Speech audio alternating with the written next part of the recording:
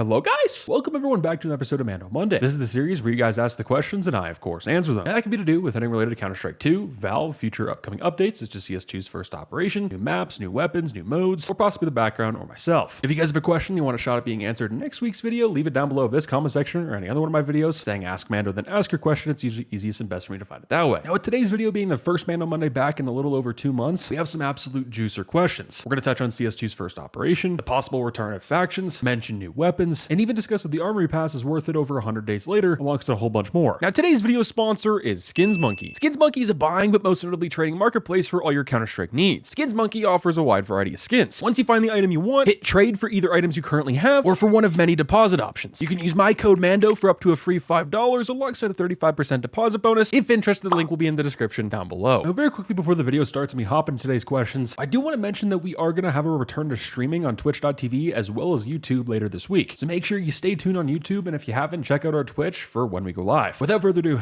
let's hop into today's questions. Our first question up here is from Steve Jobs. He says, when is the operation? And this has got to be one of the most asked questions throughout the last 2 years on my channel, as well as the entire internet for Counter-Strike 2 and just Counter-Strike in general. The last operation we had was in 2021 with Operation Riptide, and I can't believe I'm saying this, but I don't think operations may ever return. Now the features and quality of life improvements, the new modes, the things that made operations so special, such as missions or different types of cosmetics, I think those will return and already have returned, but the main thing I want to get across is the armory is and has taken over. The problem with CS2's armory is it's really good for Valve and it's not too great for players. Valve simply makes way too much money off of the armory in general for operations to make a return anytime in the future. Instead, what I think is more likely, instead of an operation coming in the future, is for devs to somehow implement new ways to play, such as co-op missions, new maps, modes, and possibly weapons to get you certain or different types of XP, possibly more XP towards the armory pass or stars. And like we mentioned at the beginning of this question, I can't believe I'm saying this, but I believe operations are out with the old and the armory is in with the new. I mean, we also have to take a look at the stats here. One, Valve makes way too much money off of the armory versus operations. The armory pass isn't said to expire, nor is your stars, which means these collections are probably going to be refreshed maybe 6 months to every year, or a little less than that. The Desert Eagle heat treated from 100 days ago was just removed, so could we get new collections soon, for an example with Train 2025. Similar to when a case releases that's brand new, it's highly unlikely for an operation to release anytime close to that. And the same thing goes with the armory right here. We have a bunch of new collections, different cosmetics, including key charms, so why would Valve introduce a brand new operation with a bunch of new cosmetics on top of the armory and the Shanghai Major? It just wouldn't make a whole lot of sense, mainly because the armory is not going away. So instead, what I think this big update for 2025 is coming, I think we're going to probably see a small implementation of operation missions, new modes, new features, things that you would get with an operation, but they're probably free included with the game because the pass costs more. That kind of pays for all of that for all players. So that's just my thoughts, my theories. Let me know what you guys think down below. Our second question up here is from, I'm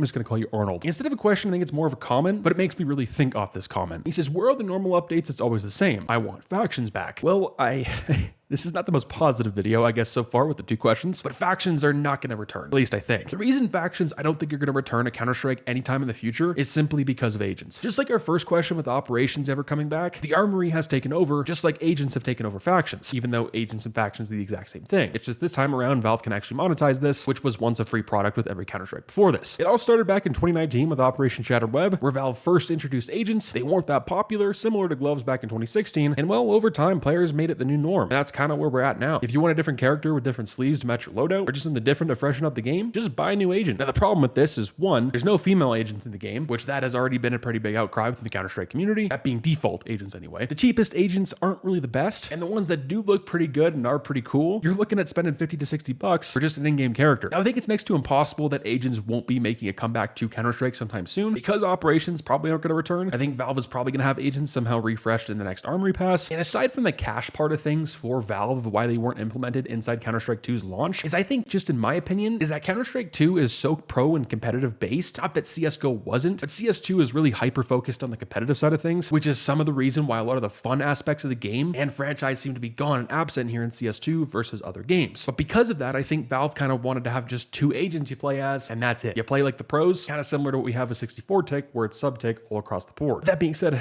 I'd love to hear your guys' thoughts down below. Now, our next question up here is in regards to Counter-Strike's armory, and Al says, says, will other skins go down after the new armory pass refreshes? And if so, should you sell your skins now and buy at the fire sale? So what I've narrowed this down to is prices all around the board have completely crashed, at least so far for the Desert Eagle heat treated. And I believe it will be similar to this, but much more on crack after the entire armory pass is gone from what we have right now, like the overpass collection, sport and field, so on and so forward. I mean, for an example, you take the Desert Eagle heat treated and field tested, this on the Steam market at its peak was around $6 to $7. It was right around $5 to $6 before this got taken off the market and just the pass in general. And now you can buy this thing for a solid $2 or $3 on the Steam market. And with a buy order, you can probably get it for cheaper. Now, granted, this isn't a good pattern, and yes, this is a pattern-based weapon. This did have its own slot, but just like a lot of the armory skins, including the Desert Eagle heat treated, these things were botted, duped, and just overall oversaturated. And that's kind of a very similar problem with the armory pass. I'm not saying to specifically stay away from the armory pass skins, but it's not like an operation. I wouldn't think it's like that, and I wouldn't get that through anyone's head that it is. Rarities are different, quantities are different, they're much higher than they used to be, mainly because of the player count, but also because every player nowadays buys everything. Think of sticker investing. Major sticker investing 3 to 4 years ago, let alone 5 years ago, or at a later date, was pretty much unheard of. Nowadays, people don't even really talk about sticker investing because everyone and their mom's dog already does it, whether it's profitable or not. Now, just like when new collections, new cosmetics, and new items come out for Counter-Strike, older skins that were just in the shop or older tend to normally go down in price for a very short while and then spike usually after. Let's just say the armory pass hypothetically gets refreshed next month. We get the Train 2025 collection and whatever else comes with that. Well, the majority of the skins from the previous pass are probably going to go down for a short while. And because of the armory situation where there's so many skins of each on the market, I think it might take a little bit longer for them to go up than they normally do. That's just my guess from just looking at things and barely peeping my head into the investing space over the last year or so. Our next question up here is related to Counter-Strike content, specifically weapons. Do you think we will get a new gun in 2025? If so, what would you like to see added? Now, funny enough, according to PC Gamer in their interview with Valve last year when CS2 first launched, Valve stated that they're going to be adding new weapons, modes, and maps after year one. Or more specifically, it's going to be when the game's polished. Now, at the end of last year, we already started to get new content, but maybe this year we'll follow with new weapons and that sort of thing. Now, in terms of what I would like to see in the game and what would be added for weapons, I would like to see a Galil or Glock replacement, or specifically an alternative. Now, in terms of a bad guy starting pistol, it feels like the Glock is always that. Maybe something of that genre would be pretty awesome, but I feel like we need a new sort of Galil and AK alternative, and maybe something new for both sides. Now, I'd love to see the Scar added in Counter-Strike 2, as it was supposed to be in the launch of CSGO, but we really don't need another main rifle on the CT side. And I don't really think the Scar would make too much sense to add on the T side, but I guess anything is possible. Now, let me know what you guys think down below. What weapons would you want to see added to Counter-Strike 2 soon, if at all? Now, our next question is in regards to the armory pass, and this guy says, should I buy it? Now, what I will say is if you play every single day or even a couple of times a week, and of course, if you have the spare cash, I'm going to say sure, it's probably worth it for you. And of course, you play to earn stars, you get a chance for something huge. But just because you see your favorite YouTuber unboxing an M4 Fade doesn't mean you're going to have the same luck or even come close to that. I will say is do not get the pass with the intention of getting some fat profit. The other side of things is the pass and stars do not expire. So when it's time for the armory pass to refresh, you'll continue to be good to go, possibly have the luck of getting something really good right off the bat because you already have stars in the reload. So if you play Counter-Strike every day, have the spare cash, play some Premiere, play some arms race, deathmatch, all in there in one day, go for it. You're going to get some stars. But that does not mean you're going to get anything good. And I guess it's also worth mentioning that you kind of have to buy 5 passes to make this worth your time. Because if you have a job, you have an income, and you want some of these new skins, it's going to be more worth it for you to just buy the skin that you want versus buying the pass and kind of gambling your way there. But that's just my thoughts on the current state of the armory pass. My thoughts really haven't changed too much since it first came out though. Our next question up here is from Rookie, a long-standing member of the channel. He says, do you prefer to balance the current weapons or add new ones? Now, right off the rip, I'm going to say balance the ones we have instead of adding new weapons. Because right now, even with new weapons, I believe we're still going to have the same old meta. I mean, the AUG and the SG were in the game since launch, and it took near a decade for players to even start using it in professional play. In my personal opinion, I'd like to see more metas and different ways to play Counter-Strike, more upfront, more rewarding, maybe a better risk versus reward. I don't want to go back to the days of the broken R8, the broken UMP, but instead of using the same weapons over and over and over again, maybe it's time for some SMGs to have a spotlight once again. But it's very similar to adding new content to Counter-Strike 2. I think we should fix what we already have here instead of getting something new, because then we're going to have two things to fix, that being old and new. Our last question up here for today's episode of Mando Monday is from Anger Burger, and he says, do you think they'll be bringing over war games game modes back anytime soon? Long story short, yes. Short story is no. Let me explain. So looking over all the games in the Counter-Strike franchise, and just most recently CSGO, there were a lot of different game modes and just games in general to play inside the game. Over here in CS2, not so much. Now this probably could be its own video itself, but I think we probably should take a look at why Valve removed these game modes in the first place. Number one is obviously with the transition to CS2, CS2 was more focused about what the game just needed at the time, but also it just being more professional and just esports game. Kind of similar to the factions question we had earlier in today's video. And some may say that's kind of what got rid of the spark, the enjoyment, the hype for Counter-Strike for them, but that's not really how the devs saw it, I don't think. And the other reasons I think it was cut for Counter-Strike 2 is similar to why Team Deathmatch got removed in CSGO going into CS2. The problem with Team Deathmatch is because there were so many different game modes on top of Team Deathmatch with FFA as well, when you'd hop into a Team Deathmatch where it was you versus another team, the problem is there was half the people AFK, there wasn't enough people to fill the lobbies, and a lot of the time the teams were unbalanced. You'd spend most of your time running around the map versus actually getting a good deathmatch experience in. I think with the amount of game modes Valve had in their previous Counter-Strike games, especially CSGO, they bit off way more than they could chew. Like when you have Demolition, Premier, Competitive that are somewhat alike, players are going to be split of what to play and what to prioritize. Similar to why Danger Zone was removed and not ported to CS2, aside from the esports reason, there wasn't really a whole lot of people that played it. Granted, there was a small community. For some it was bigger than others, but it wasn't that large. But on the bright side of things, I think a lot of things are going to be coming back to CS2 sooner and faster than we know it. I think Flying Scoutsman is going to see a comeback. Retakes are definitely going to see a comeback as it's been seen in data mines as of recently. And I know everyone wants official content, but if you take a look at the workshop, there's way more creative mappers who have made amazing maps, cool new game modes, made new weapons, and there's more of that than what feels like any time in Counter-Strike's history prior. And it's even more in depth and better than what the devs have added over the last couple of years. So definitely go take a look at that, but also maybe check it out because Valve could be getting ideas for what they want to add themselves. Now with that being said, that pretty much wraps up today's episode of Mando Monday. Hopefully you guys enjoyed. I'll catch you guys live in the streams this week. Stay positive, stay sexy.